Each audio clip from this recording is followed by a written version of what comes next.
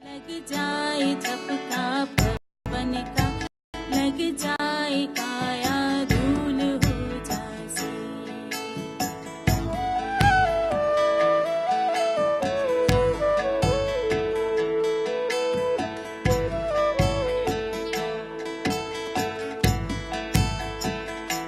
बोला बोला भवानी हो नाथ, गुरु जी ने सिर धरिया हाथ, जिनसे मुक्ति हो जासी, जिनसे मुक्ति हो जासी। जैसी ओसरा मोती झोंका पवन का, लग जाए झपका पवन का, लग जाए छाया धूल हो जासी, धूल हो जासी, काया धूल हो जासी, काया धूल हो जासी।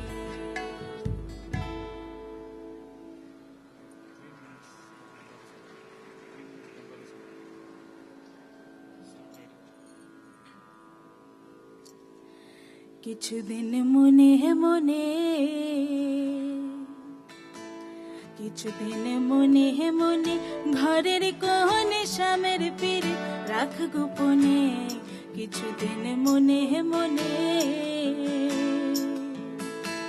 কিছুদিন মনে মনে, ঘরের কোণে স্বামীর পীর রাখ গোপনে। কিছুদিন মনে সারাই কথা মাঠে, কইবি কথা গুঠে মাঠে। রাই রাইলো ইশারায় কইবি কথা গুঠে মাঠে। দেখি যেন কেউ না জানে, কেউ না বোঝে, কেউ না শোনে। কিছুদিন মনে মনে,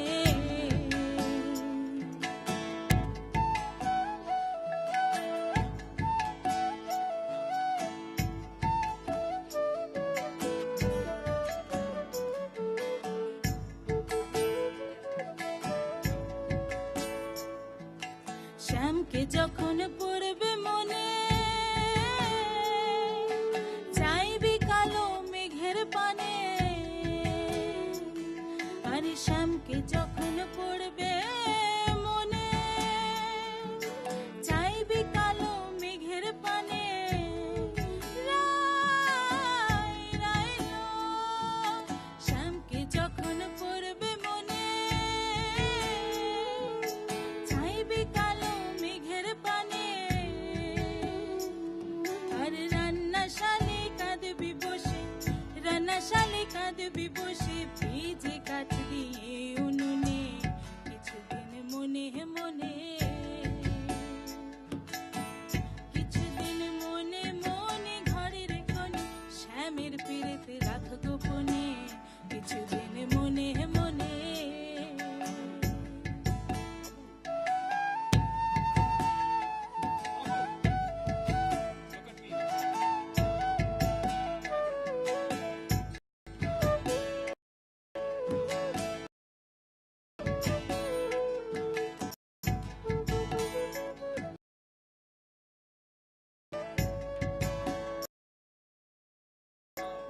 বলি শ্যাম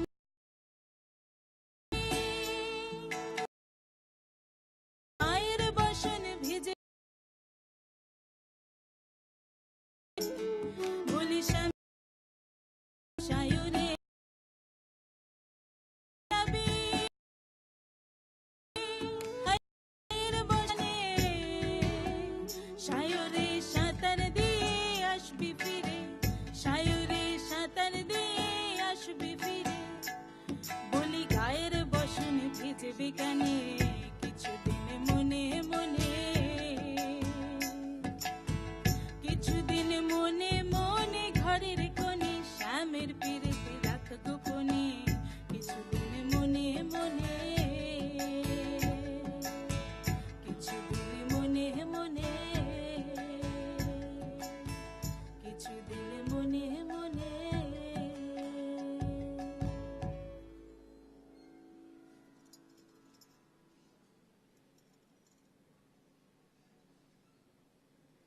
Good evening, and welcome once again. In Conversation with the Mystic is an exclusive series of interactive episodes where eminent personalities from various walks of life explore a range of subjects with Sadhguru. From the economic to the political, from the cultural to the environment, some of these sessions have been freewheeling, while some have been focused on a particular topic. Today, we have Shri Sanjiv Goenka in a conversation with Sadhguru on a topic that promises to intrigue and engage all of us, of guts, gumption, and gods.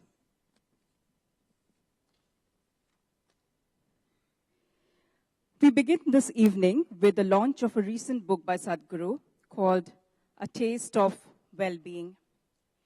In an era where a great variety of cuisines are just a restaurant away, it has become difficult to choose what to eat. Food products labeled healthy one day are abruptly dismissed as lethal the very next, while crash diets and celebrity regimens are trashed by the nutritionists. So what is the correct, balanced diet for your body? How do you know if you're eating your way to well-being or ill health? The answer simply lies within. In A Taste of Well-Being, you will find a wealth of recipes that have been perfected in the kitchen of Isha Yoga Center, enjoyed by millions of visitors for over 20 years.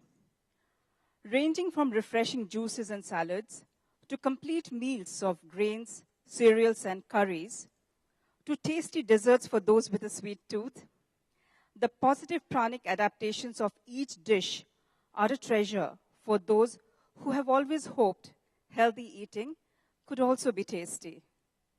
Interwoven throughout the book are Sadhguru's insights into digestion, nourishment, classification of foods, and more. Photographs and testimonials offer a glimpse into the daily life at the Isha Yoga Center, a space designed for inner transformation. A book that will help you discover the potential that lies within you and the joy you can derive from the simple act of eating. We're happy to have with us today Shri Harsh Neotia. Shri Neotia is a very well-known name in Kolkata and needs no introduction. He is the chairman of Ambuja Neotia Group, which covers the entire spectrum of the real estate industry, including housing, hospitality, healthcare, and education. Shri Neotia was confirmed with the honor of Padma Shri in 1999 for his outstanding initiative in social housing. He was also honored with the YPO Legacy of Honor Award in 2005. Shri Neotia is the president of FICCI. He is also a member of the Chief Minister's Advisory Council, Government of Rajasthan, as well as a member of Chief Minister's Core Committee on Industry, Government of West Bengal. He is on the board of Shri Somnath Trust, Gujarat. Shri Neotia also serves as the Honorary Consul General of Israel in West Bengal. May we request Shri Harsh Neotia to come up on stage and launch the book, as well as introduce the speakers for the evening.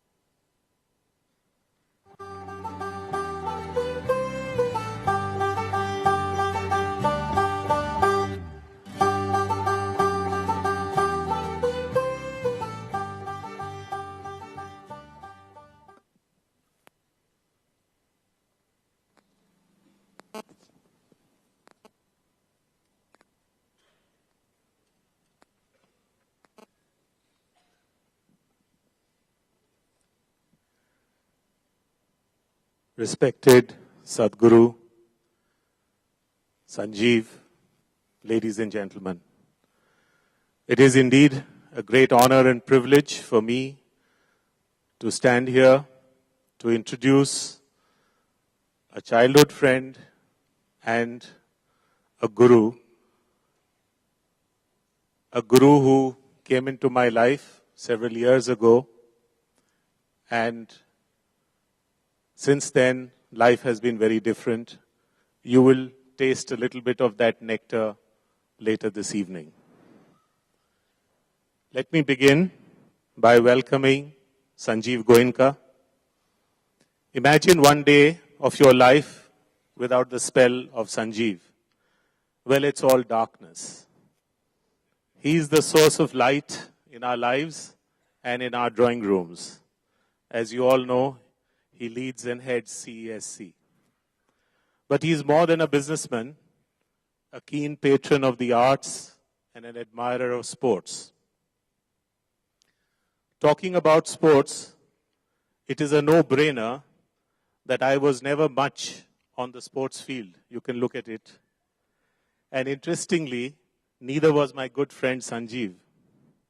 It is therefore interesting and intriguing that together we are wearing the same team jerseys of ATK, and Sanjiv additionally is now wearing another jersey in his cricketing hat in the IPL. Be it in business or in sports, you are driven by some strategies. You need to take a call in tough situations. Sanjiv, in such tough situations, is exemplary. He has assiduously built on the great legacy of his father, late R.P. Goenka, to build a formidable business empire. Though it is spread far and wide, what is special is that it has remained headquartered here in our own beloved city of Kolkata. This evening, however, he is here to have a conversation with Sadhguru, a conversation on guts, gumption, and gods. And it would be wonderful to see how Sanjiv is able to draw out of Sadhguru precious nuggets of wisdom to address the many dilemmas that we face every now and then. The famous American Olympic wrestler Dan Gable had once said, "Gold medals are not really made of gold. They are made of sweat, determination, and a hard-to-find alloy called guts." Under his gutsy leadership, the RP Sanjiv Goenka Group is already attaining great heights, and I wish Sanjiv many more gold medals in life. I present a caring husband, a guiding father, a sports enthusiast, a great leader, and my childhood friend. Friends, please put your hands together to welcome Sanjiv Goenka.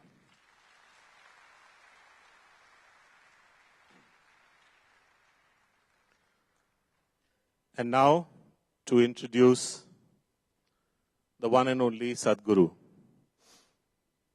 Someone once said beautifully, the true purpose of life is the perfection of humanity through individual effort under the guidance of God's inspiration. Sadhguru once said, quote, "How deeply you touch another life is how rich your life is," unquote. We have very little capacity to weigh upon the richness of Sadhguru's life. But what I can say unequivocally is that people like me who have met Sadhguru earlier were indeed deeply touched by him. We feel so fortunate that we have found him when we did. Incidentally, here's an opportunity for all those of you who didn't get the chance to meet Sadhguru earlier to experience him and his mastery. A day with Sadhguru is better spent than a year in the study of scriptures or a lifetime in a library. Sadhguru has been a great proponent of inner transformation. Latent within every human being is an incredible seed of spiritual potential. Emerging from the spiritual source, we descended and crystallized into duality and material form in order to gain self-awareness. Using a process of inner transformation, we can retrace our steps back to the process of creation until returning to the source, having self-realized. The end result of this transformation is called enlightenment. Is it at all possible for us? Sadhguru says, quote, "If a human being is capable of ignorance, he is also capable of enlightenment." On the question how long it takes to get enlightened, Guru answered, quote, "Need not always a bang.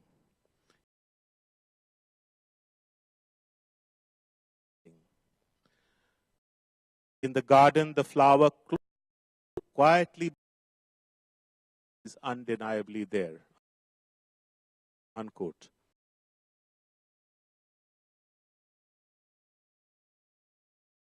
A guru is not someone,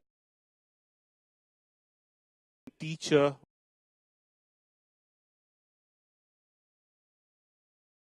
to something. Have seen some. A guru does hold a torch. He is the torch. He burns. Either you burn with him or you don't. Unquote. Belonging to no particular tradition, Sadhguru incorporates and presents what is most valid for the contemporary life from the yogic sciences. Traversing seamlessly from the ancient to the ultra-modern, Sadhguru bridges the gap between the known and the unknown, enabling all those who encounter him to explore and experience the deepest dimensions of life. I am fortunate enough to be present here this evening. It's significant as many of us today are stretched thin, burned out, and disconnected. Our fragmented society has left many of us relationally and spiritually disconnected.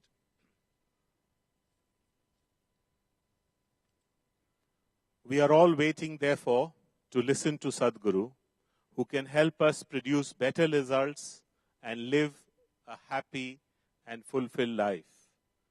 Friends, please put your hands together and join me in welcoming a yogi, a mystic, a visionary, a spiritual master, the one and only Sadhguru Jaggi Vasudev.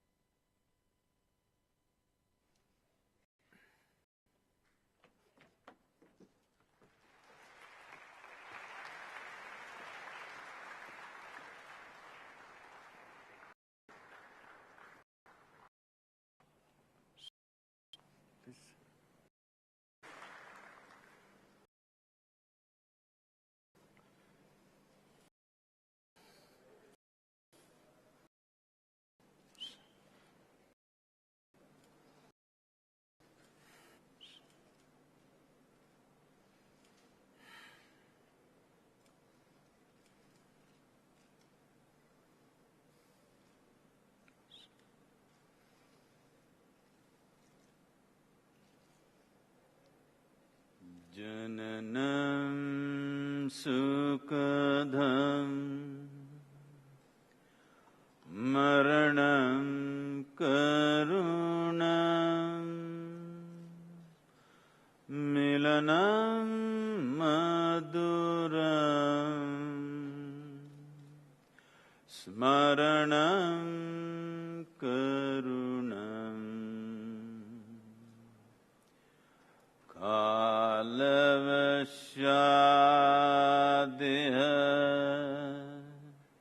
sakalam karunam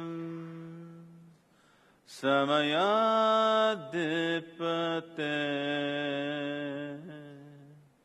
akhilam karunam. Good evening. Good evening, everyone. I said good evening. That's better. Please. Good evening, namaskar, welcome. For me, it's a very different experience. We deal with the corporate world on a regular basis. To deal with wisdom, to deal with nobility, to deal with sincerity is completely different. It's a rare honor, a rare privilege. Sadhguruji, suswagatam. Thank you. I have never in the past researched when I've gone into a talk or a conversation. It really is the first time that I was compelled to do so. Compelled by the stature, the profundity, and the intensity of Sadhguruji.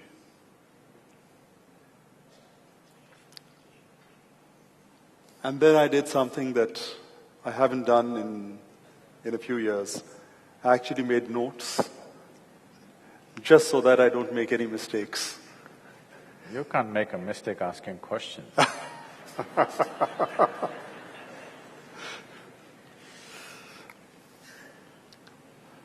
Sadhguruji, I've been told that every man, every woman, every child has come into this world with a mission.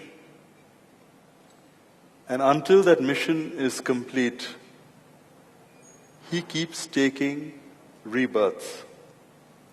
I don't know whether the concept of rebirth is true or not, but I do believe that everyone is here with a mission. How does one find out what that mission is, and what does it take to get there?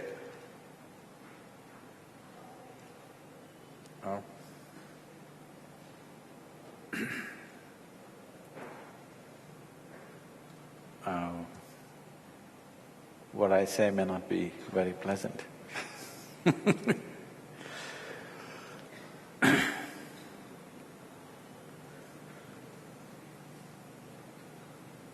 What is true may not always be pleasant. What is pleasant need not be true. But why truth is important is because it works. Pleasant things will bring solace to individual people. Solace means you're seeking somebody's help to handle your psychological drama. Truth means you're interested in the solution, not in solace. So, this mission aspect, all the problems on the planet is simply because everybody has their own mission. And these missions are creating variety of conflict. If all of us sit here without any mission. Mission means an assumed position of importance and agenda, individual agenda.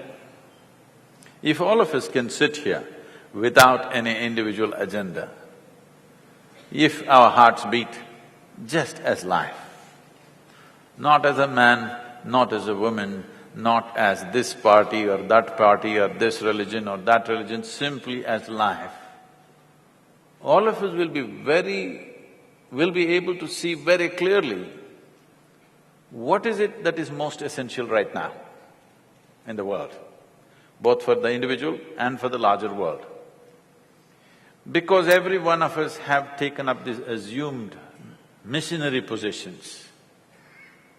In our fervor of our own missions, very brutal things are being done in the world. People who even believe… mission is always God-given, unfortunately. You can look back on the history of humanity and see, whenever somebody said, "God spoke to me," terrible things happened around them. In recent times, a president of a major nation said, "God told me." Since then, over 1 million people are dead, 3 countries are ruined, and it has bred something that you cannot contain probably in the next 100 years, because God spoke to him. So, there are too many assumptions in this. There are too many assumptions involved. First of all, to think that I have a God-given mission, there is an exaggerated sense of importance for the human being. Somewhere, there is a ridiculous idea that human beings are central to the creation, or the cosmos is human-centric. No. Tomorrow morning, if this entire solar system evaporates, it will not even be noticed. That is how vast it is, creation. All of us, including the sun and the moon and all the planets, if we just evaporate tomorrow, it will not even be noticed, it's such a small speck. This tiny speck, which we call a solar system, in that planet Earth is a micro speck. In that micro speck, Kolkata is a super micro speck. In that, you are a big man.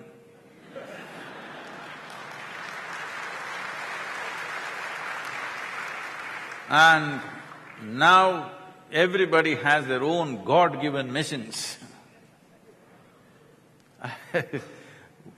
Whatever the most horrendous things that are happening on the planet right now, in Middle East, all these horrendous things are happening because they firmly believe they're doing God's work. Let's understand this. Sitting here, we may think, oh, these are all some cavemen or nutcases from somewhere. No, no, no. They're doing God's work. They truly believe it. If they did not believe it, they wouldn't pitch their life for it, isn't it? Any man who pitches his life for whatever he thinks is right or whatever he believes, you have to at least trust he's sincere about it. Is he sensible? That's another question. But is he sincere? He is. Otherwise he wouldn't pitch his life. Because it is in the very intrinsic nature of life, whether you're a man, woman, or an ant for that matter, if you try to catch an ant, he will do everything possible to save his life, isn't it? He does not think it's just an ant's life, let me shed it.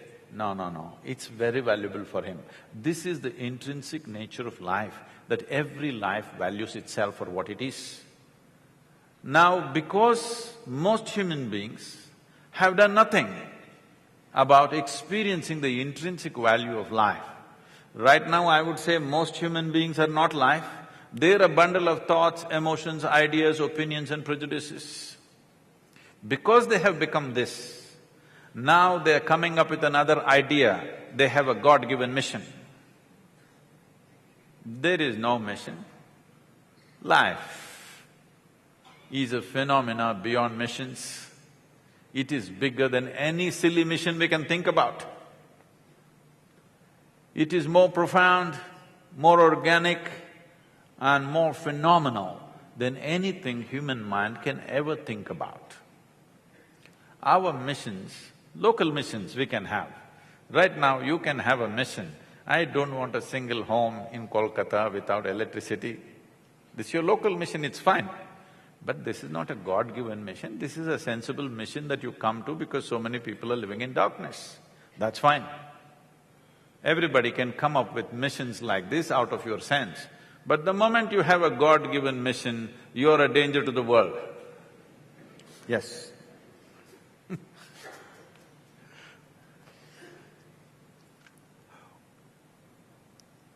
Is there salvation? And if so, what is it? Salvation from what? Salvation from birth and rebirth. So you believe you're here many times over?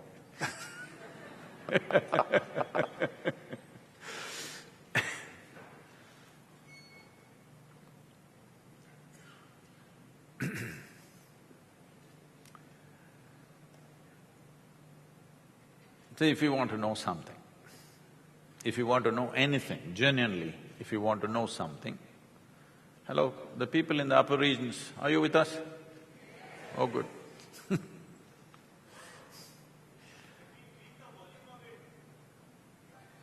They want a little more volume. Increase Hello. it? Wherever the controls are, please, can you… Is this good? Hello? Okay.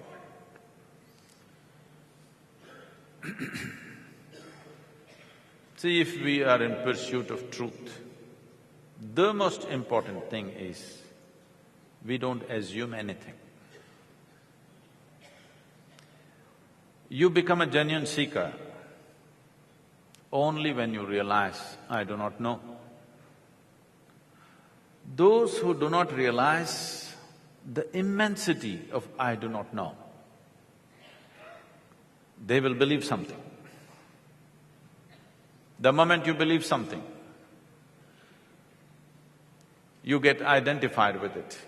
The moment you get identified with it, your mind is a prejudiced mind. It will only work around that.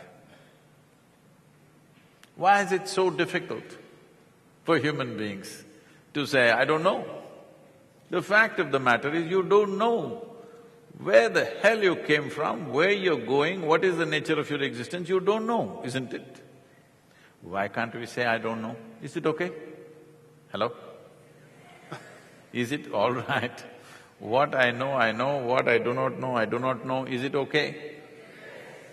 But right now, the tendency in the world, the training in the world is, whatever you do not know, you believe. Belief needs support. Belief needs social support. You just believe something that nobody here endorses, you will start going looking for forming your own society which believes what you believe. If you believe something and nobody else believes what you believe, suddenly you look ridiculous, isn't it? So you will always gather numbers around you. The moment you gather numbers, well, numbers are useful in a democratic process, but numbers are not useful in seeking, because a crowd cannot seek. Only individual intelligence can seek. Only the longing within an individual human being is capable of seeking. A crowd cannot seek anything.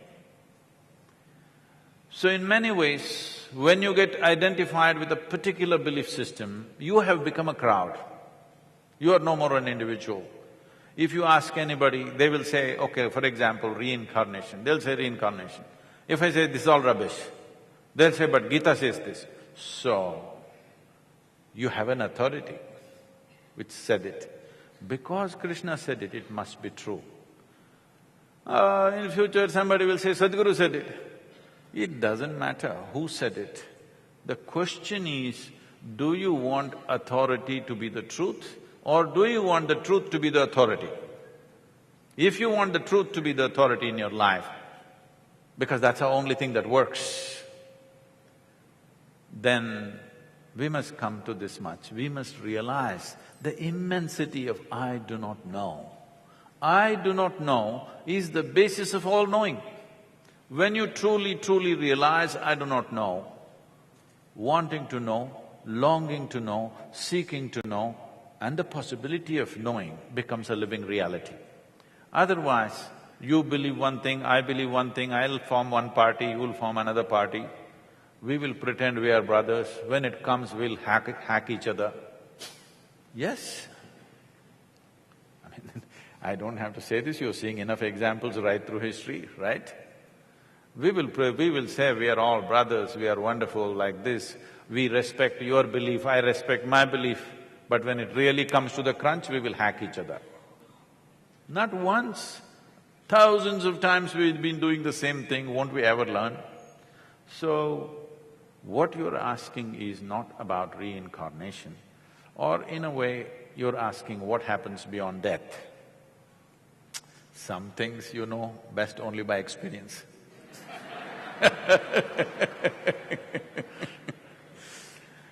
Now, essentially what you're asking is, what is the nature of my existence? It gets clothed in so many things. Just now, some time ago, I was in conversation with Harsh.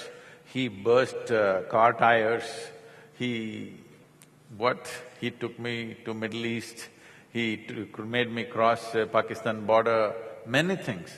But fundamentally what you're asking is, what is the nature of my existence? If you want to know the nature of your existence, you just have to pay attention to this one right now. You said a word which I keep on demolishing wherever I go, you said corporate world. There is no corporate world, there is just one world.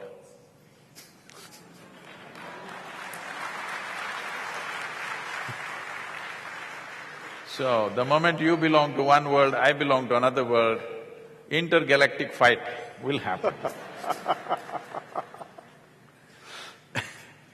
So, we are just in this world. If you pay attention, how you have happened.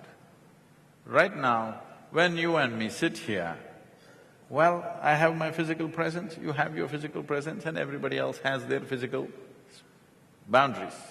This is my boundary, that is your boundary, that is somebody else's boundary. This physical body which is defining your boundary right now, how did it happen? In Bengal, maybe it's just fish and rice. What else do you eat, huh? What else? That's not your diet. Yeah, maybe. So, fish, rice and rasgulla in the head. No, I'm saying you're sweet. So fundamentally, we accumulated this body by ingesting food. What we call as food is just actually a piece of the planet. It's good to get it now.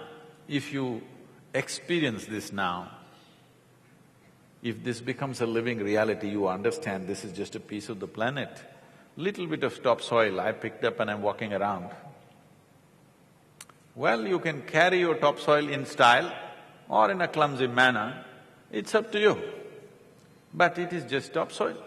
If you don't get it now, one day you will anyway get it from the maggots.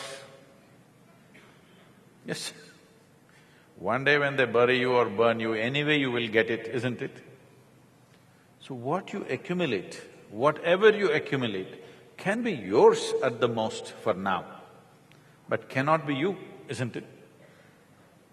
Anything that you accumulate, you can claim is mine, but if you say it is me, it amounts to, even by medical definition, you are psychologically off.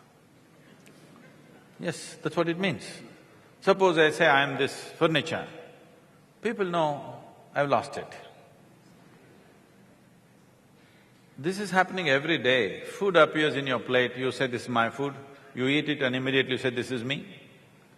So if you want to know the nature of your existence, one simple thing you can do is tonight before you fall asleep. If this is a genuine question, is it a question or is it entertainment? Is it a genuine question? It will become a genuine question when your bones start creaking and you know mortality starts knocking on your doors. Oh, am I saying something wrong? Do you know all of you are mortal? I'm saying, do you know even if you're in the upper regions, you will die one day? That's all I'm asking. Hello? Is it okay? This is not my wish. I'll bless you with a long life.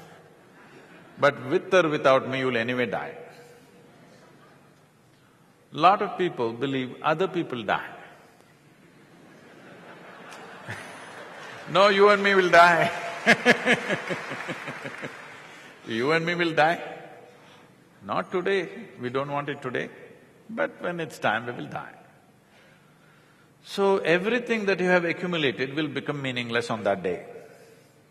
Right now, if you learn, tonight before you go to bed, if you can sit on your bed, everything that you are not, everything that you have accumulated, for 2 minutes you keep it aside and just go to bed, go to sleep.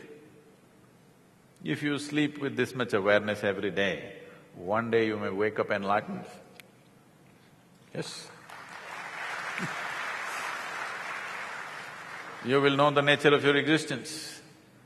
Because right now, if I tell you, Sanjiv, the nature of your existence, your Atma, you know how Atma came, it is a drop of Paramatma. I can tell you many things, but till it becomes a living experience for you, it is just a story, isn't it? Stories will add color to our life, but will not bring truth and liberation to our life. You're talking about salvation. If the longing for salvation is genuine, then stories are only entertainment. It doesn't matter whether the story came from ancient scripture or story came from a contemporary guru, it is just entertainment. But there are methods. I'm not known to be an entertainer. I do brutal things in a pleasant manner.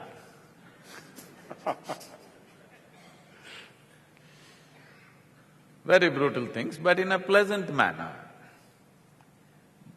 People like it ultimately because it works. Ultimately, all that matters in this life is what works and what doesn't work, isn't it? Yes? Whether it's in business, in your world and my world. In every damn world, what works is ultimately matters, isn't it? What doesn't work, however pretty it is, doesn't gel after some time. So, if we are seeking salvation, don't seek salvation, just instead of waiting for that day when you will sit on your deathbed and wonder, what is this all about? Tonight, you sit on your bed and wonder, what is this all about? Let you come down to reality. Right now, you're running away with your psychological drama to such an extent, the existential is completely missing. If you pay attention, you will see and you will constantly be aware of your mortal nature. That means you know you shall also die. This is not a negative thought. This means your time will get organized in a most sensible manner. When you know you're on a limited leash of time, your time will get organized in a most sensible manner. If you are conscious that you will also die, and it could be any day, okay, we are planning for this many years, but nobody here has come with a guarantee card. Have you?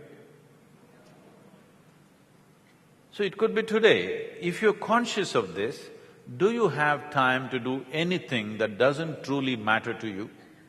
You will do only what really matters to you. When every human being is doing only what truly matters to them, this is a beautiful world. Right now they're doing too much rubbish.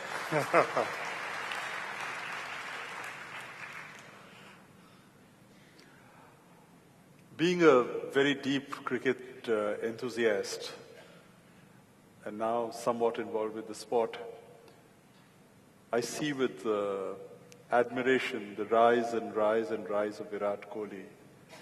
I see his energy on the field, I see his energy off the field. I see the way he's transforming and rewriting the rules of the game. The T20 format, 140 to 160 was par score.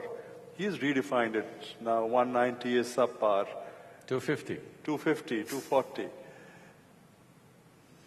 There is something within him that propels him more than others. There are many people who are talented. There are many people who have this ability, but there are few who realize this ability. What is it that takes one to realize that he can do a little more, he can inspire more, he can create more, he can create new standards? Is there something from within or is it something from outside? What is it? I've also been watching Virat Kohli with interest because I've seen every great batsman in the last 40–45 years. Very few have hit the ball the way he's hitting it. Probably the only other person that I can think of is Vivian Richards, who used to hit the ball like this, but he did not have the same sense of mission that this boy has.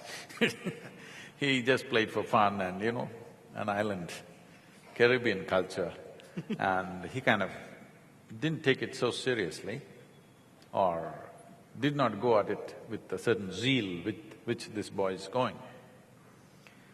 But I think he was the only one who was striking the ball the way this boy is striking today, which is very rare. Most people who have watched only cricket on the television don't understand this probably. It's one of the most dangerous games on the planet.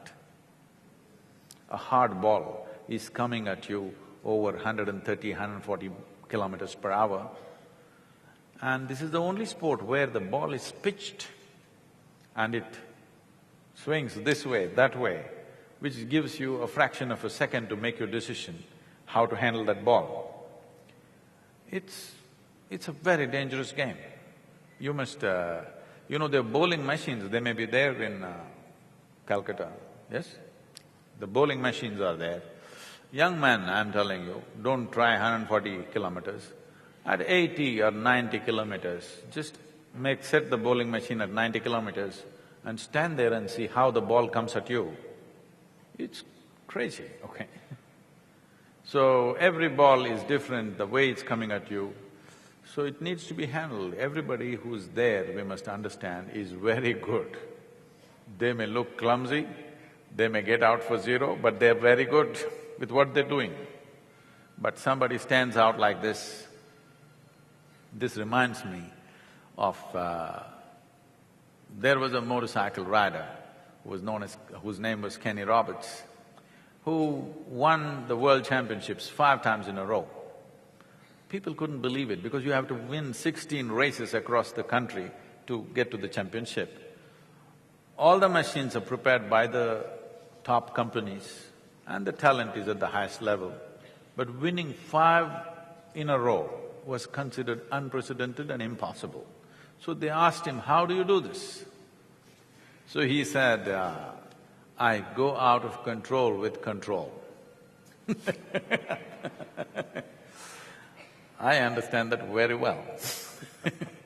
I live every step of my life like that, always out of control but with control. This is what everybody is seeking. they want little madness in their life, but they don't want to go insane. But their longing for safety and security makes them insulate themselves from that little madness. Then they wonder, what's happened to my life? It's become boring and no good. They try to step out, then they get hit by something. They again build walls around them. This process is going on. So when you take an example like this, one thing is the zeal. Another thing is loving what you're doing, really loving what you're doing. That's what you want to do. This once happened. I was just walking into the Chennai airport and the Indian hockey team was leaving for Germany for Champions Trophy that year. A few years ago, the Indian hockey team came and spent a week or 10 days in the yoga center and we had helped the previous team, but this was a new team. So when I walked in, KPS Gill was there and he saw me and said, "Sadhguru, you must come and speak to the boys. We have a psychologist who is speaking to them right now in the airport, just before they leave for Germany. Many of these boys have never gone out of the country for the first time, they're going. At that time, half the team was from the tribal belt, because they all came out of the Tata Academy. So I went there to see what they're talking. So this psychologist is trying to pep them up. He's telling them, I can't repeat this in Hindi, but he's telling them, your parents have brought you up, you have to bring pride to them. 1 billion people, full Bharat is watching you, cannot disappoint them. These boys these are all 18, 19-year-old boys from the tribal belt, 1 billion people, their expectations and their parents' honor, they're just dazed like that. So they asked me to speak. I said, see, I asked them, do you guys know how to play hockey? I asked them to bring the sticks and I played hockey right through my school and college. So I said, you guys, do you know how to play hockey? They said, yes. I said, no, you guys don't know how to play hockey. They said, no. Suddenly they became, no, we know how to play hockey. Then if you know how to play hockey, this is all you do. Those 70 minutes, the ball must be continuously in the goal. That's your goal. You want the ball to be constantly in the opposite goal. Don't try to beat Germany and Pakistan and somebody. Just put the ball in the goal. You like to do it, isn't it? Yes, we like to do it. So just do that. Forget about Bharat and your parents and everybody for some time. And one of these conversations I had in Hyderabad, one of the film actors, his final question is, Sadhguru, all this is okay, but in cricket, how to beat Pakistan? I said, you should not try to beat Pakistan, you should just learn to hit the ball. There is no Pakistan in the ball, all right? You just have to hit the ball. You don't have to beat Pakistan. If you try to beat Pakistan with your stupid emotions, you will do something stupid, which has been happening continuously. Now, I think recently Virat Kohli came on the television and said, my only problem is I get angry. I want to be like a monk, something he said, whatever, his own version of wanting to calm. I think he needs balance. With the kind of talent he has, if he learns to become balanced, he is going to be a phenomenon. He's going to be a new cricketing story on the planet, not just one more player. He has the necessary ingredients. I said this when he was 17, I saw him playing in Singapore for the under-18 team or something, he was captaining that team at that time. I saw this boy playing and then only I said, this guy will go far. And then he vanished out of my radar for almost 5-6 years and then he surfaced suddenly one day in the test in the Indian team. And now he's going the way he's going. He needs to balance himself. If he learns to be a cool fire, not a fire that burns him up, then he will do things which probably has not been done for a long time. I think we can give him those tools of self-transformation, which will not take away the fire. See, there are two ways to fire yourself. If I get angry, I can propel myself. This is one way. But all of you know, whenever you're angry, it propels you. At the same time, it takes away your sense in many ways. It takes away your capabilities. We can show you scientifically, medically we can show you how your system is getting poisoned when you're angry. Instead of being that way, with sheer pleasantness, you can drive yourself. You do not know how to… See, we have been driving internal combustion engines for a long time, which have been smoking and polluting and killing us in many ways, but they've been propelling us. Now we are coming to engines which has no internal combustion, which smoothly drives without a noise, without smoke, without nothing. We're just coming to that, we're just coming of age with automobiles. Similarly, it's time humanity comes of age, that you learn to propel yourself in a very pleasant manner. I am also on 20 hours a day, I'm just fooling around.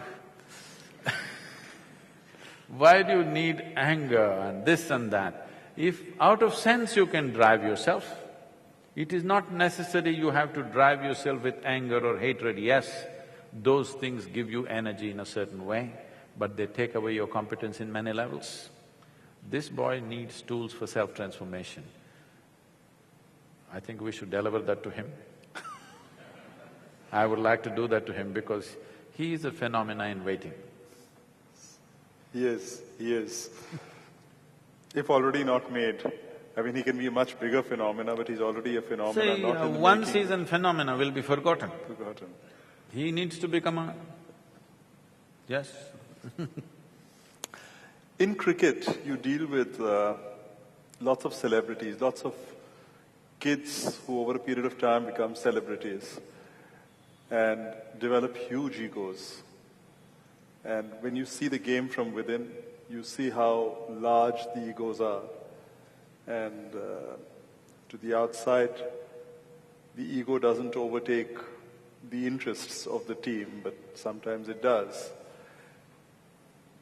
How does one as an owner draw a line between balancing the ego and the interest of the team? So if you were to pull up a celebrity, he's not used to it, he sulks. Then your team loses out. If you don't, because of his ego, sometimes wrong decisions are taken. So how does one balance this? This is not just in cricket, this is everywhere. Absolutely. You give somebody to do something, if they do it for 3 days, they have reached stratosphere. You know, if they do something, get little recognition, if 5 people clap their hands, they will rise. So till they fall, they don't realize this is not the way to play cricket. Up in the air, you can't play cricket, you got to be on the ground. So, how to deal with it?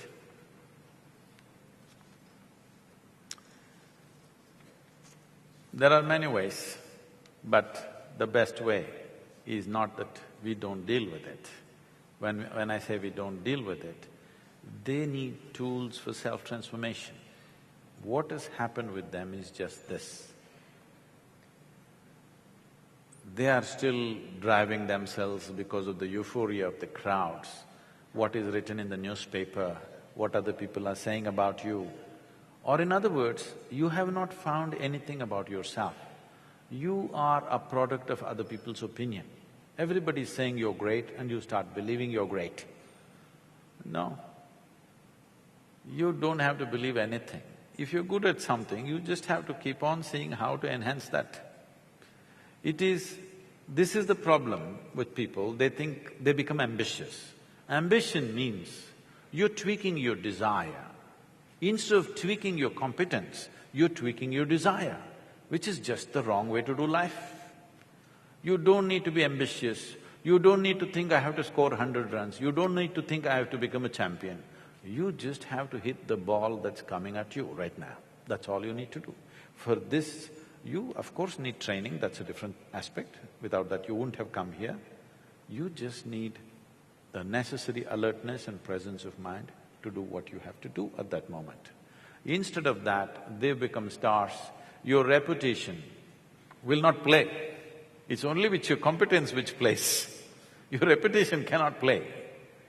So by the time they realize this, many of them are flushed down because there is a younger crop coming up doing things. I think these boys, because without other exposure, without generally with education, they're just coming straight into the game and they fully give themselves to the game. Before they know what's happening, they're quite lost, many of them, not all of them. Many have matured with the game. Others have gotten lost with the game. If they are given a little education about how to handle themselves, I think they'll come out on the tops.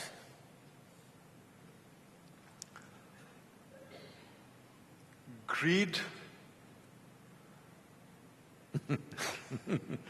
I don't know how to define greed, but I would, in my own silly, stupid way, I would define greed as unlimited, irrational desire. No, generally greed is like this. What I want is need, what you want is greed.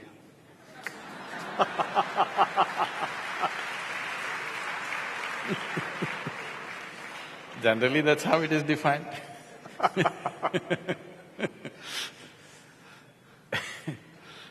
Greed is a strong word, we don't have to go to this. Why? Greed is a consequence of a certain unfulfilled state. When I say a consequence of a certain unfulfilled state, what is a human being longing for? Every human being. All of you, wherever you are right now, you would like to be little more than what you're right now, isn't it so? Hello? Yes. If that little more happens, what? Little more? If that happens, what? So it looks like in installments you're going towards something. How much more would settle you for good? Let's look at it right now. Why go at it in installments? How much more would settle you? Hello? If I make you the king or queen of this solar system, don't look at me with hope. I am not known to commit such blunders. Even if you become the king or queen of the solar system, you will not be fulfilled, you will look at the stars. Because this is the nature of the human being. There is something within you always longing to expand in a boundless way. Because you have gotten so very identified with your physical form, you're trying to find this boundless way through physical means. When we say physical, let's understand this. Physicality can exist only because of a defined boundary. If there is no boundary, there is no physicality possible. You can say something is physical only if it has a defined boundary, otherwise it cannot be physical. So through something which is physical is the world of boundaries. Through the world of boundaries, you're trying to reach towards boundlessness. This is like you're driving your ambassador car. Unfortunately, I don't see too many on the Calcutta roads anymore. You're driving your ambassador car, but you want to go to the moon. You may go beyond the moon sometimes, if you try hard. But you will not go to the moon because to go to the moon you need a different kind of vehicle altogether. So you're seeking boundlessness unconsciously. So you're trying to go towards boundlessness through physical means. When it finds very basic physical expression, you wanting to be more than yourself, we call this sexuality. All you're trying to do is something that is not you, you're trying to make it a part of yourself for a few moments. If it finds emotional expression, we call this love. Something that is not you, you want to include as a part of yourself. If it finds a mental expression, it gets labeled as greed, ambition, conquest, or simply shopping. If it finds a conscious expression, we call this yoga. Yoga means union. Yoga means you successfully erased the boundaries of your individuality. Because the boundaries of your individual nature are essentially your making. When I say it's essentially your making, right now let us say you're sitting here, unfortunately somebody that you don't like, your enemy, happened to settle down in the chair next to you or in front of you. You can't stand them. You're sweating sitting there because this horrible person is sitting next to you. What, Usha? No. Your mind cannot take it, but your body has no issue. What they exhale, you're inhaling unconsciously, but no problem. Yes? Yes or no? Your body has no problem, this life has no problem, only your mind has problem. Because your mind recognizes the boundary, your body doesn't recognize the boundary. You sit here and breathe, what you exhale the trees are inhaling, what the trees exhale you're inhaling. Really, if you look at it, one half of your lungs is hanging out there. Yes, your life is not happening separately, it is happening as a one whole thing. You're just a pop-up from this planet. You know, you have seen those pop-ups on your screen, on your computer screen. If they're paid only for 2 seconds ad, it just pops up for 2 seconds and poop. In the life of this planet, you're just a 2-second pop-up and you'll pop out. Yes or no? So, this pop-up doesn't understand it's just a pop-up, it thinks it's eternal, its boundaries are eternal. You must get this now, these boundaries are all made by you. If you really fix the boundary, you can't breathe and you will die right now. It is a transaction which is keeping you alive. So this sense of boundary is wanting you to expand. Because you know only physicality, you're trying to expand physically. If somebody expands faster than you say he's greedy. If you are expanding faster than somebody, then you think you're successful.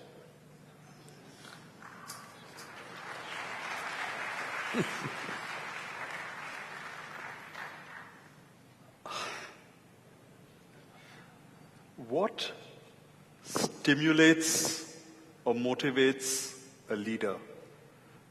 You've got there. A Mahendra Singh Dhoni is there, right at the top. What motivates them to achieve more?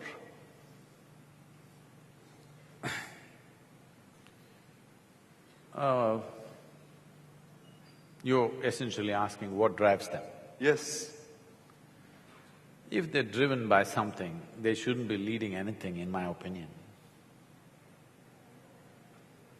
When you drive, you are not driven, you are driving, then you're a leader.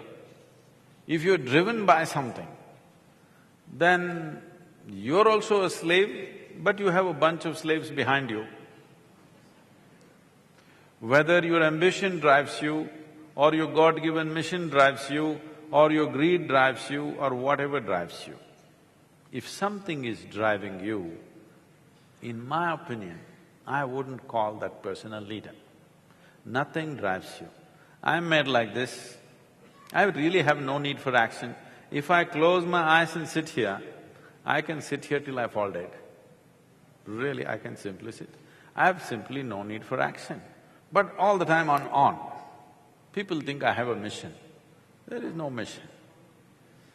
I see an enormous longing in people around me. I see it's needed, so I do what I can do.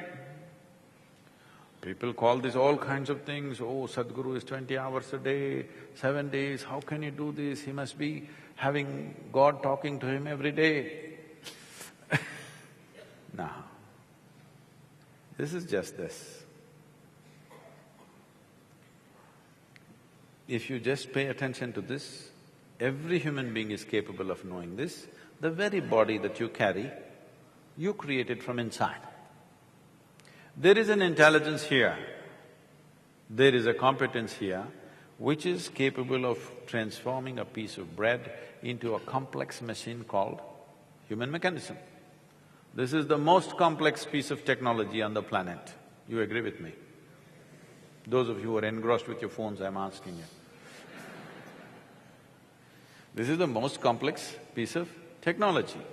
This you are capable of making with a piece of bread or a mango or a fish or whatever you eat.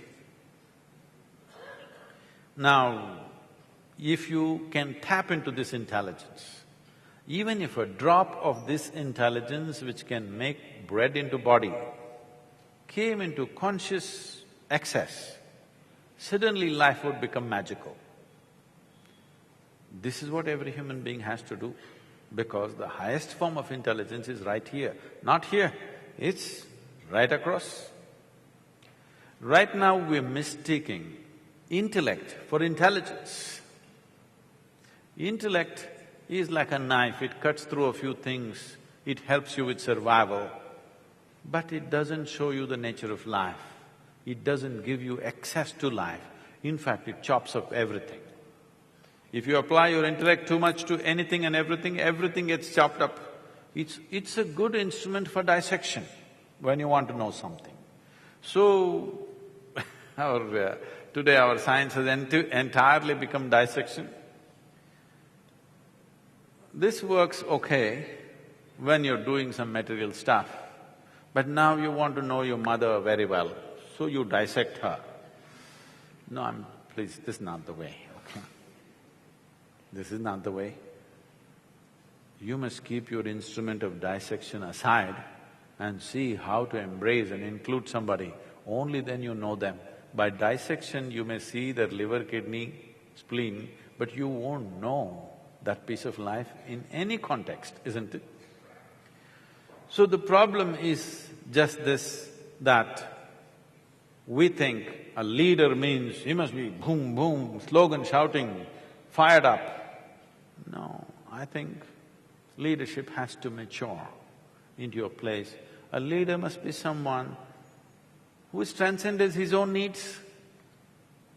There is nothing driving him, then he will do what is needed. This is what I'm trying to create with every human being in the world. That is, you are no more in pursuit of happiness, you're blissed out by your own nature.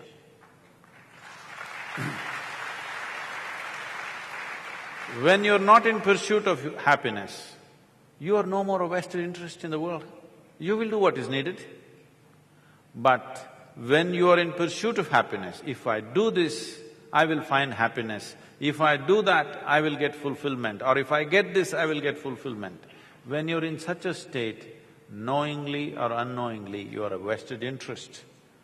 Knowingly or unknowingly, you will cause much harm.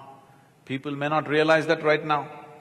Generations later, people look back and say, look at the things they did in the past. But if you are joyful and blissful by your own nature, your intelligence will function in a completely different way. You will do just what is needed. Another thing is, you are free from the fear of suffering.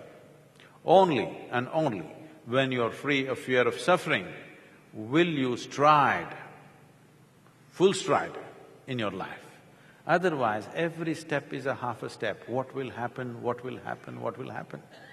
Whatever happens, this is how I will be. If this assurance comes to you, then you would explore your life in many, many ways than you are doing right now, isn't it? This one thing must happen for every leader.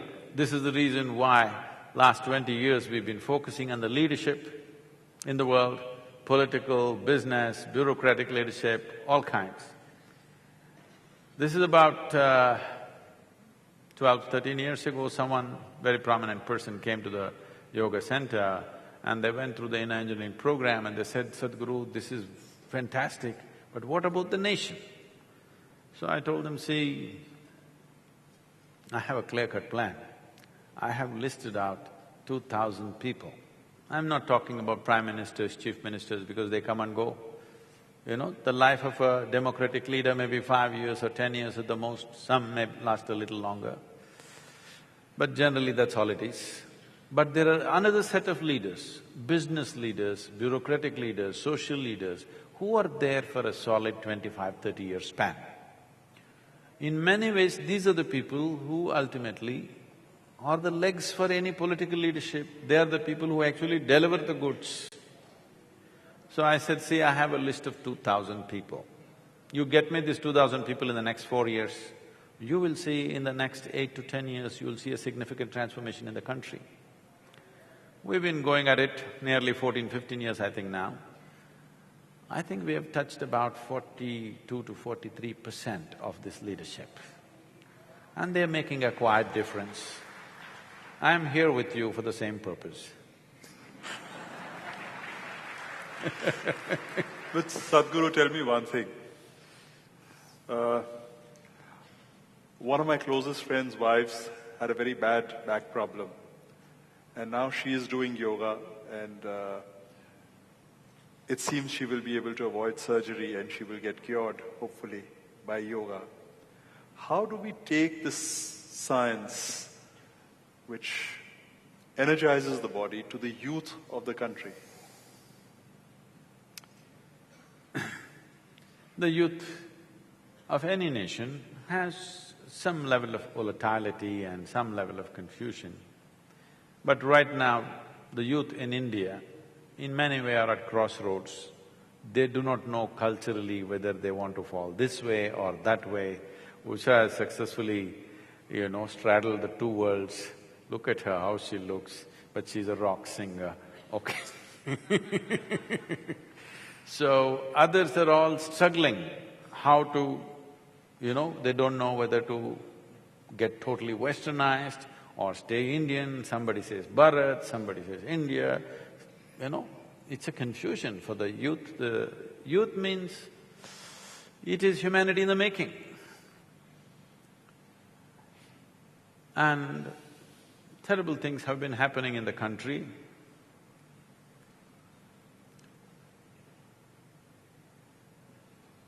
In our country, so many things are happening. In this, what is happening to children and youth is of great concern because it seems in the last 1 year, 1,700 children below 16 years of age committed suicide in this country.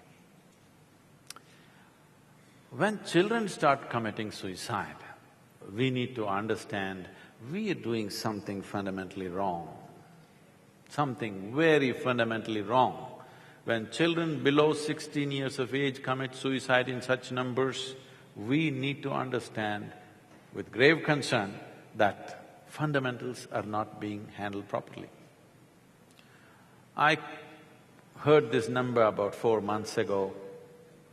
Then I told our people, this year for the yoga day, we must touch 10,000 schools. We must teach yoga in 10,000 schools. People balked, but they've gotten used to it these days. My aspirations. 10,000 looked like a big number 4 months ago. Then I just traveled 8 states and met the chief ministers of every state. But all of them came with such enthusiasm that today we have made MOUs with these 8 states and the 9th state is coming through now. It is going to cross 30,000 schools. We have trained 45,600 teachers who in turn will train 3 teachers in every school. And this is not a one-day thing, will happen as a part of the school curriculum. Just 20 minutes a day, a simple form of what is called as Upa-yoga. Upa-yoga means it's sub-yoga. If you teach yoga, there are certain parameters that you must maintain, because it doesn't matter how innocuous a yogic practice looks, every one of them has a spiritual dimension to it. Simply the way you sit, the way you breathe, it has. Without those dimensions, if you teach, it would be irresponsible. So, we took this Upa-yoga, and which doesn't have a spiritual side to it, which is purely for their physical and psychological well-being. It is of immense need in the country. We are probably touching somewhere around 17 to 18 million children between 10 to 16 years of age. That's the age group we have chosen. But this is still a drop in the ocean. This is not a total solution. This needs to happen on a much larger scale. My commitment is… Did all of you brush your teeth today? Those of you not saying anything, please.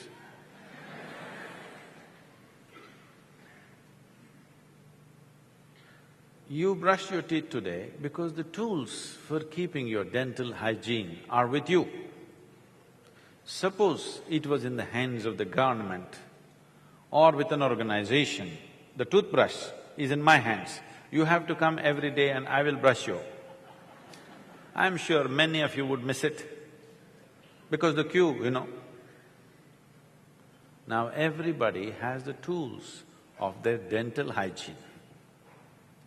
Similarly, every human being should have the tools of self-transformation in their hands.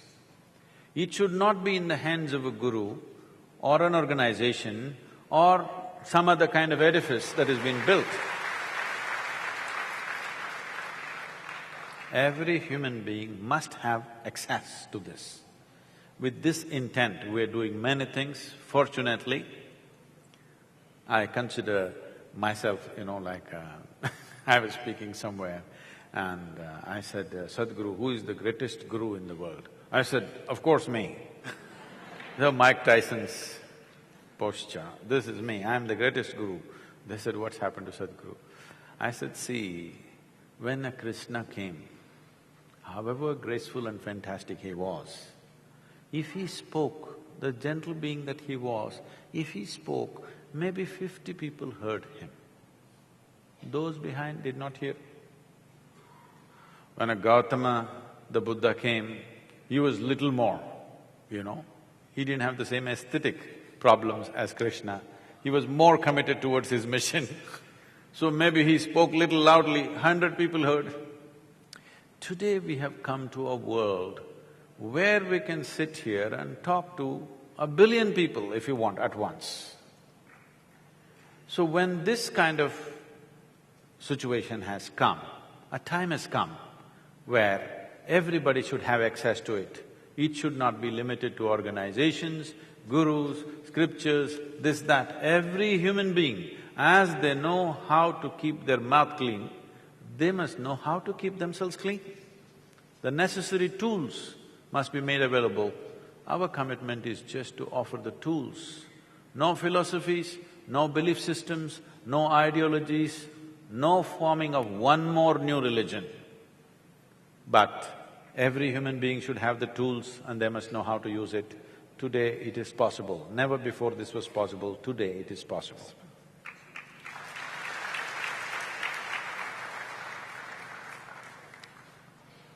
Very often a public display of simplicity is taken for simplicity itself and it's regarded as a virtue.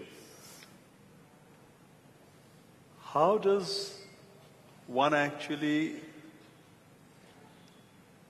impress upon people that it is not a display of simplicity that is important, but it is the simplicity of thought and simplicity of virtue that is more important?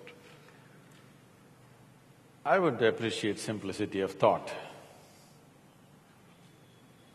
I think we need a more sophisticated and complexity of thought. Why do we need simplicity of thought? Do we want to become earthworms? I know they're more eco-friendly, but that's not the idea of being human. This entire simplicity business has come from very mediocre minds. Saints and sages of the past, if you look at them, they lived in accordance to the times in which they lived. Someone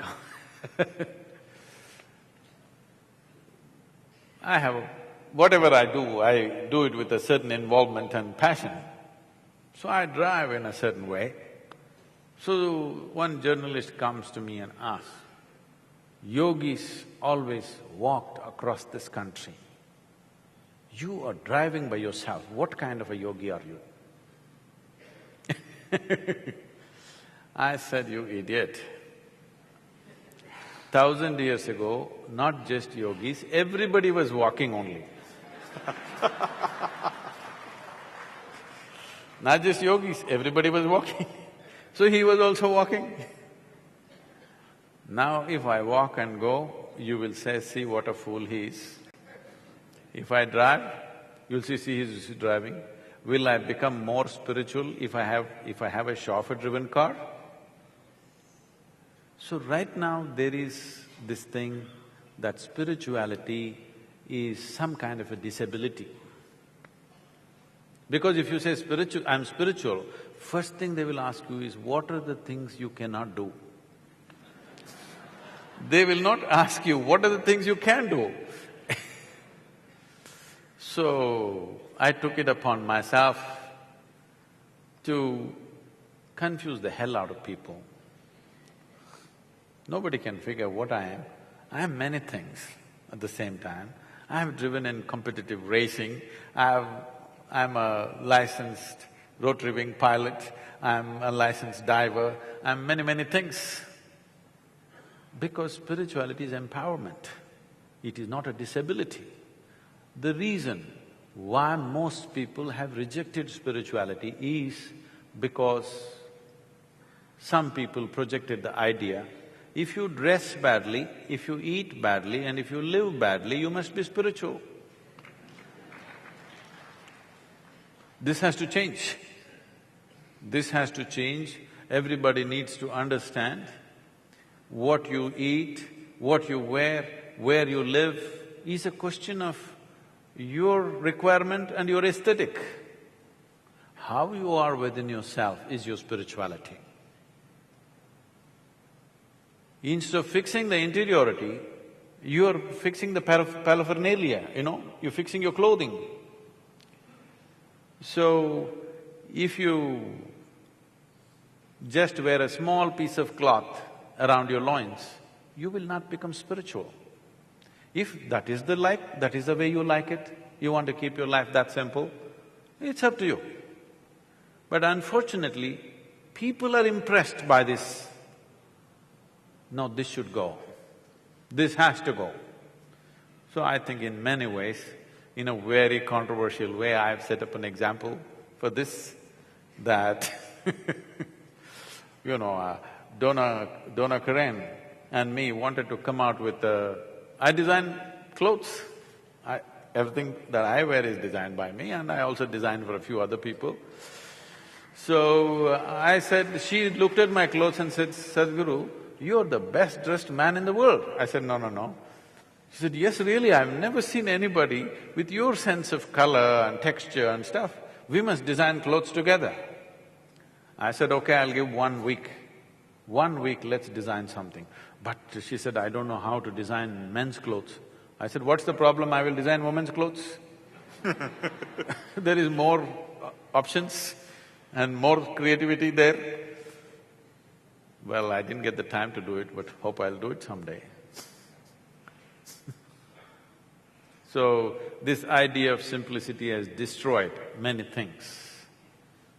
At certain times, certain people, somebody who lived in the jungle dressed in a certain way, but even they, when they came to the city, in those days whatever was formal, they wore those things.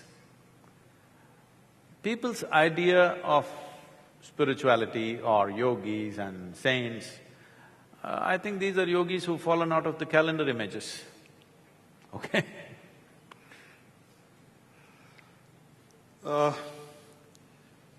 We're getting on in time. This can go on. But it's time to take questions from the audience. We will take 2 questions.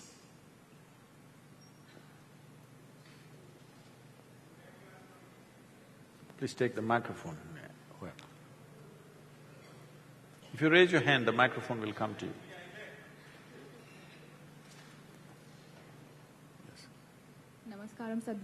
Namaskaram Sadhguru. Speaking of gods and goddesses, I'm sorry? speaking of gods and goddess, Kolkata is a place replete with Kali and Durga Ma, celebrating slaying of Mahisasur. You have also created Mahisasur at Linga Bhairavi's feet. What is the connection and spiritual significance of Devi slaying the demon, and why under Linga Bhairavi also? Thank you. We didn't talk about guts, gumption and gods. We didn't. She's bringing us to the gods. Yes.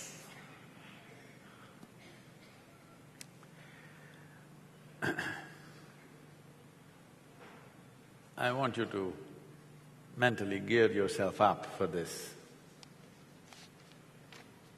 I want you to understand, this land, this culture is a godless culture. Never before, ever in this country have we projected the God any time. We always told you, your life is your karma. That means your life is your making. Everything that you are is a consequence of what you do to yourself, either consciously or unconsciously. If you do it consciously, it'll turn out the way you want it. If you do it unconsciously, it'll turn out some other way and you think something did it to you. So when we said it's your karma, it meant that you are the maker of your life. But gods and gods and gods, I'm sorry, goddesses also, there's a gender issue.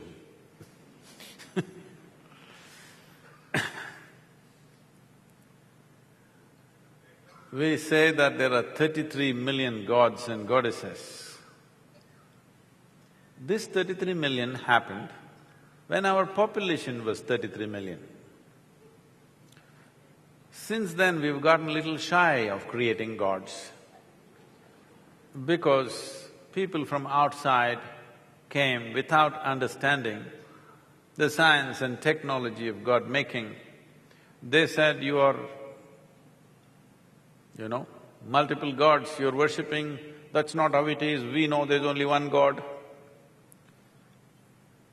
Everybody made up their gods. Some have forgotten, but we know. That's a big difference. Making up the God does not mean just imagine something. That is how it's happened in variety of cultures, but in this culture, we evolved a technology of God-making.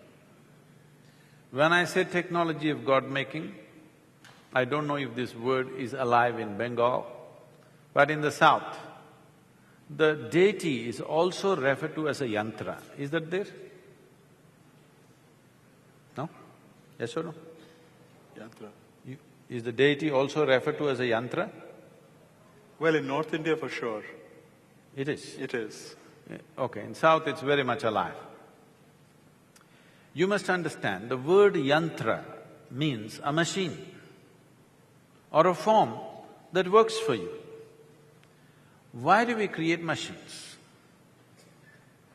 Why did we come up with a bicycle? We can walk because we are capable of locomotion. We walked for some time, it was not good enough, so we came up with a bicycle to enhance our ability to, our locomotive capabilities. We enhanced it further, we made it into a motorcycle, we made it into an airplane, we made it into many things. All this only because we are capable of locomotion. If we were made like trees, we wouldn't have come up with bicycles. Right now, because we can speak, we have come up with a microphone, we have come up with a telephone, we have come with all kinds of phones.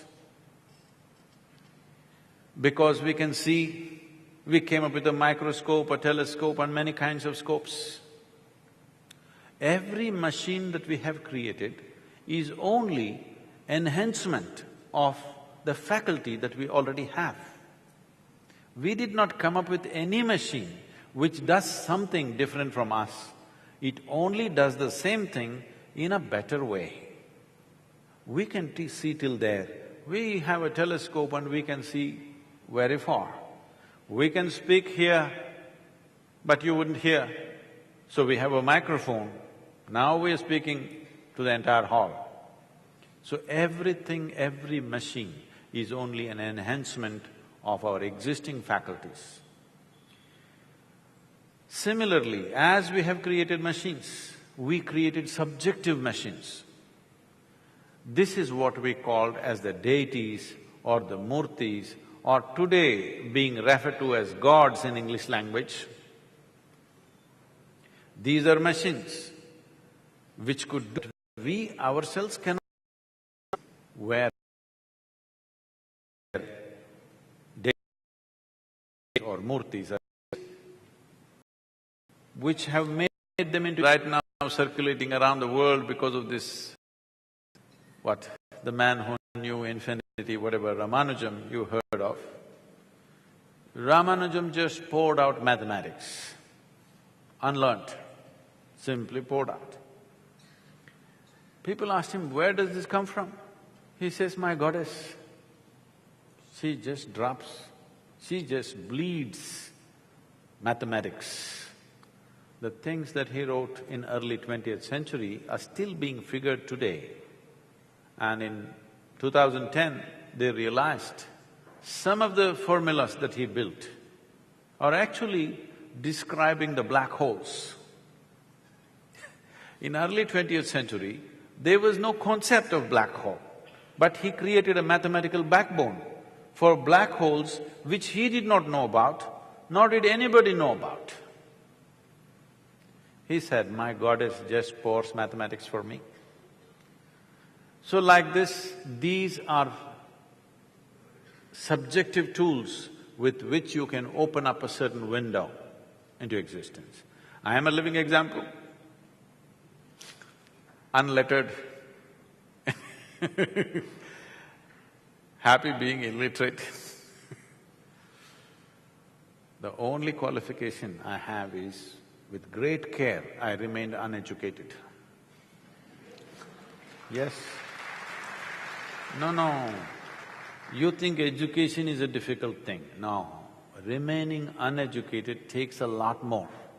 Because from the first day you are born, your parents, every other adult, teachers, pandits, priests, mullahs, all kinds of people, everybody is busy teaching you something that has not worked in their life.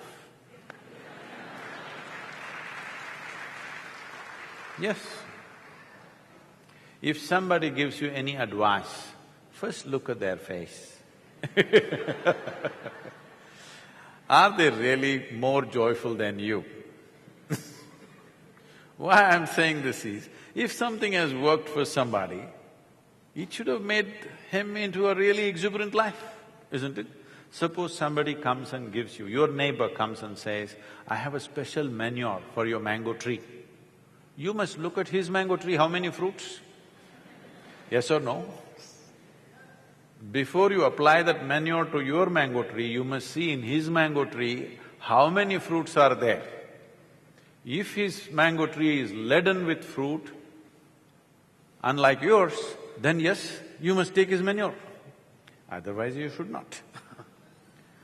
All the teachers, including the parents, I'm asking you, between you and your children, who is more joyful? Then who should be a consultant for life?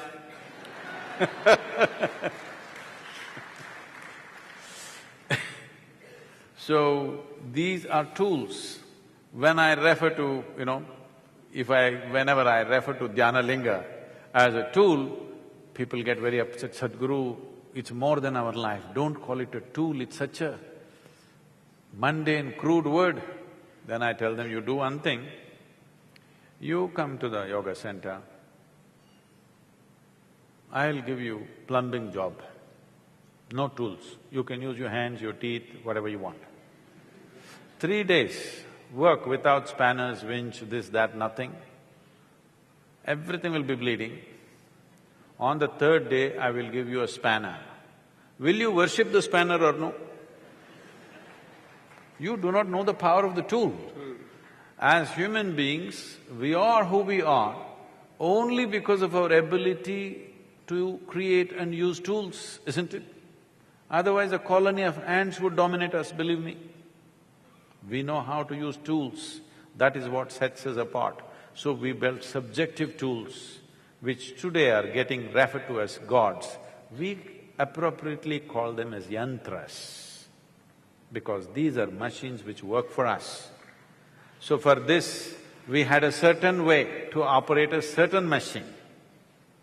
How to access this particular machine, a particular sound pattern, a particular form, a particular process, these processes unfortunately in many places might have gotten distorted.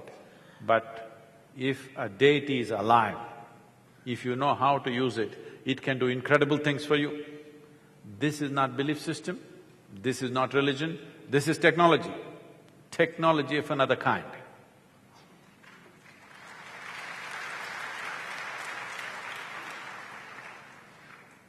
We have a question from Ravichandran Ashwin on video. Can we take that? Okay. Is he going to spin me out or what?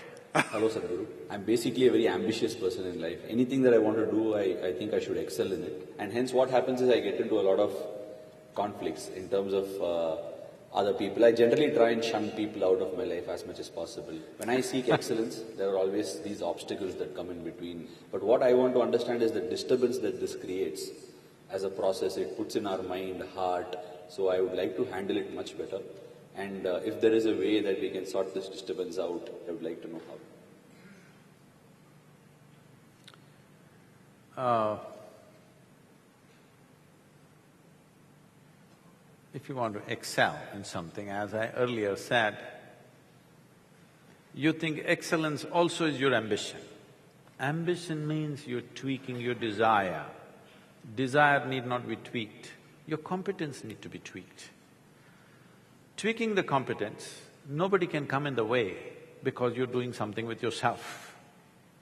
When your competence reaches a certain level of excellence, others will stand by and watch anyway. When you spin them out, even the batsman will stand and watch his wickets fallen because there is a certain excellence. So excellence is not something that you do with the world, excellence is something that you do with yourself. Suppose you are managing large situations, teams and organizations, then it involves everybody. When it involves everybody, there is a certain aspect. See, the problem is, we are always either looking up to something or looking down on something. This is something we must understand. This is one thing all of you should do. That is, don't look up to anything, don't look down on anything. If you just bring this, it's not simple. It's not as simple as it sounds. Because the moment you say something is good, you will look up to it. The moment you say something is bad, you look down on it. Just bring this equanimity in you. You don't look up to something, you don't look down on something. You look at everything just the way it is. Only if you see life just the way it is, can you conduct it to the best of your ability. If you think something is good, it gets exaggerated in a positive way. If you think something is bad, it gets exaggerated in a negative way. The moment you exaggerate something in your mind, you are not seeing things the way they are. Once you don't see things the way they are, excellence will be of another world, you will never touch it. So, people are not in the way of your excellence, nobody is. It is just that you are treating excellence as an ambition. No, excellence is self-transformation.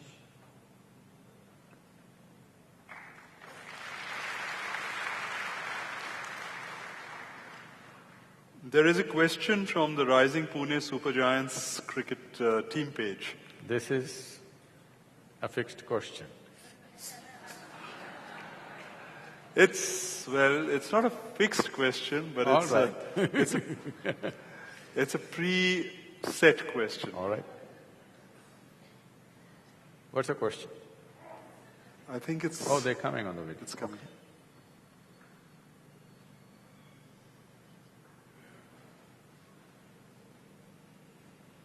Who is asking the question, the coach or the captain or the bench? No, What happened? Lokaneth Raji says no. Can we take one question from the audience? Anybody, please take the microphone. Sadhguru, I have a question. Where are you? I am here. Sadhguru, this side. Where is here? This side. Which is this side? This side. I am here, Sadhguru. Okay. First of all, thank you for making it to Calcutta. We expect you more often in Calcutta. Sadhguru, for centuries, we have thought education is a solution. Knowing will be doing. Now today, we are living in a world where every information, every knowledge, every profound thing is available at the click of a mouse. But yet, problems have only got compounded. Oh, you're still on the mouse, you're not on the phone, huh? Pardon? You're still on the mouse, that's an ancient tool. You're not on your phone. Yeah. So, all these years we have believed that, if we know things, if we know what is right, and, life will get transformed. Today, the problem that I personally face, and I feel so many people, I have done Shambhavi. Now the question is, every morning when I rise, it becomes some kind of a challenge, whether I do it or I don't do it. Execution in our lives has become a challenge.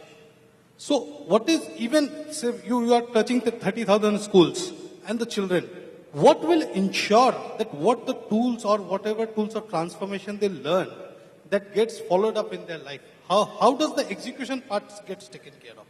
That's my question.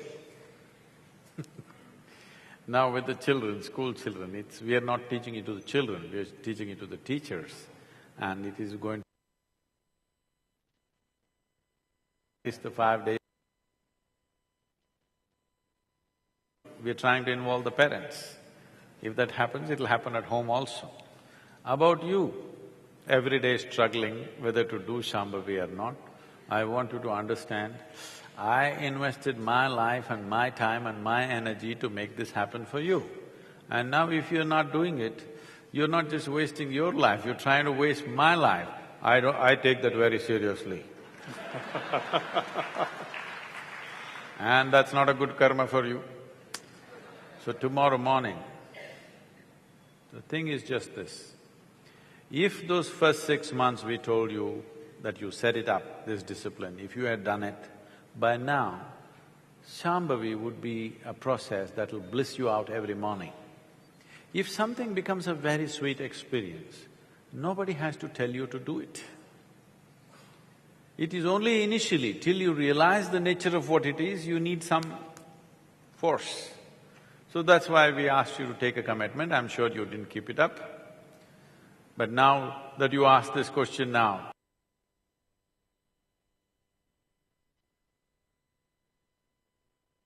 there are millions of people for whom they are looking forward to their Shambhavi every day because that is the best 21 minutes of their life.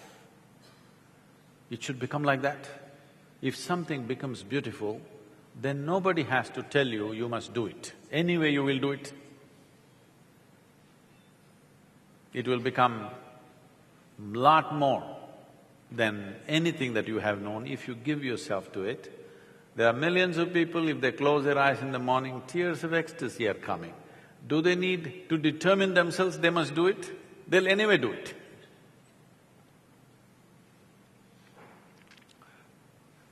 Friends, I think in the interest of the schedule, we must call this to an end. I'm okay. Okay. Hello. Hello. Somebody got the mic. Sadhguru. Can we take it from the lady there then? Important question for me, please. One question. Knowing who I am is not enough. Where Because are you? Where are you? if you, Hello. Where are you? Sadhguru here, Here means balcony, where? I think balcony, here, I have raised my hand. Yeah. What my question is, knowing oneself not intellectually, but truly, the emness, beingness is still not enough because the mind still traps you and enslaves you. You must Though the ask frequency you must ask the decreases. question and leave it. If you ask the question and also give your own answer. No. What I'm saying is, what to do? What to do about what? No, what I'm saying is, even if one knows oneself as the beingness and emness, not intellectually but truly, still it is not enough. Because still the mind traps you, though the frequency becomes less. Another thing, you claim to stop people from getting enlightened because they may die. It is so ordinary and obvious thing to know oneself, then how can one die? And how can one stop another person from getting enlightened? Thank you, Sadhguru. I don't need to stop you.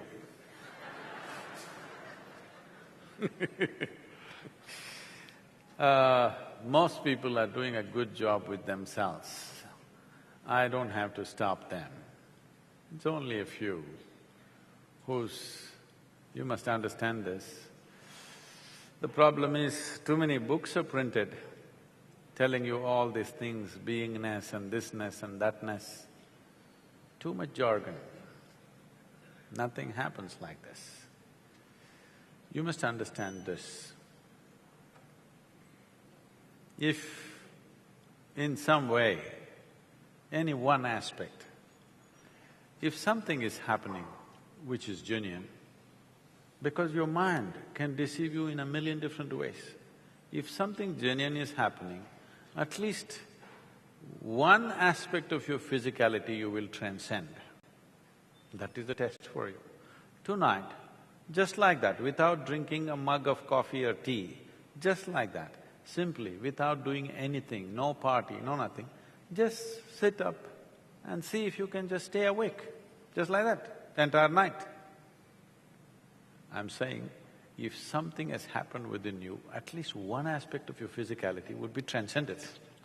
It's not that forever you need not sleep. Just try one night, if it's possible. So, just one year, or try not going to the bathroom for 24 hours. Anything. Transcend something, let me see. Because if you have hit something beyond physical nature, this is a clear thing that happens to you. Many things that you thought were impossible to go beyond, suddenly they are behind you. Check it out. Well, friends, I think all good things must end, as must this. For me, it's been not only a privilege, but a blessing. I think there is something to be learned from every word that Sadhguru says. I think all of us are privileged, happy, and blessed. Thank you, Sadhguruji. I would like to use this opportunity to just say this, that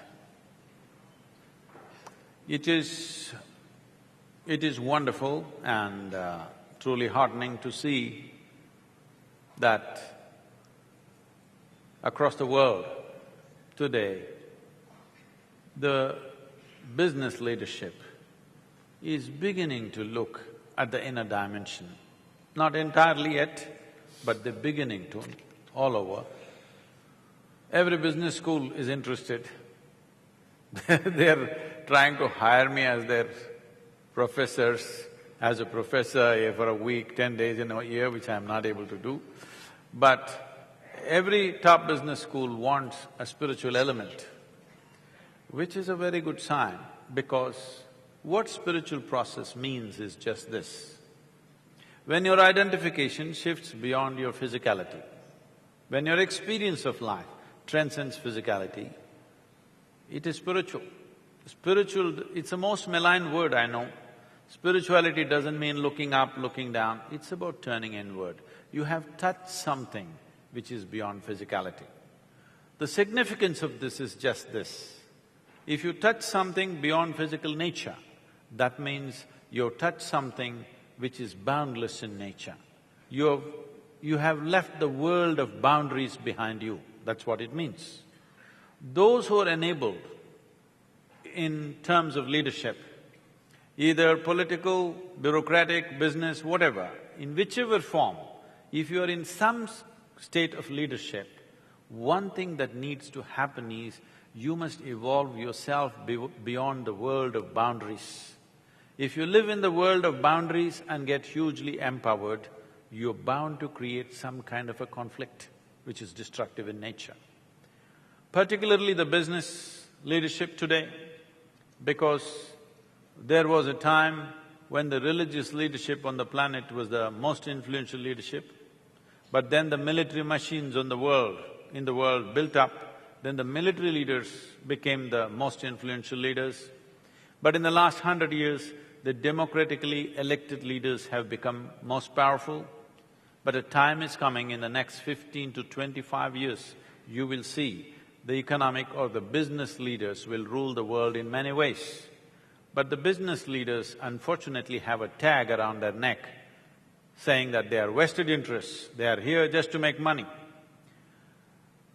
It is a time, it is a wonderful happening that a whole lot of business leaders are looking towards spirituality. This means spirituality does not mean going to the temple, going to heaven, no. It means moving from a world or a dimension of boundaries to a dimension of boundlessness. Once you're empowered, it is important that you go beyond your boundaries. Your boundaries should not rule you, and in the next 25 years, you will see across the world, the business leadership will determine what happens in this world. Today itself it is true, the success of a nation is not determined by the success of the military forces or even the political process. It is the success of the businesses of a nation which determines the success of the nation and the well-being of the nation. When such a responsibility has come, it is my aspiration to move every business leader from personal ambition to a larger vision which brings well-being to everyone. Thank you very much for Sanjiv, for being here on this day.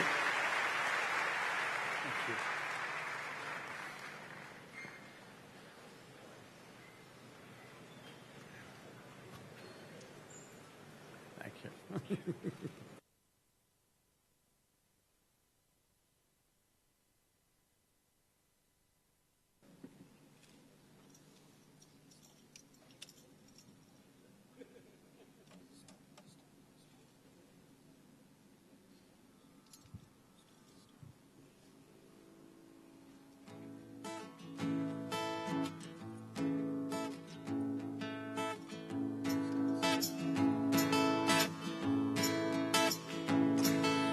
जरा हल्की गाड़ी हाँ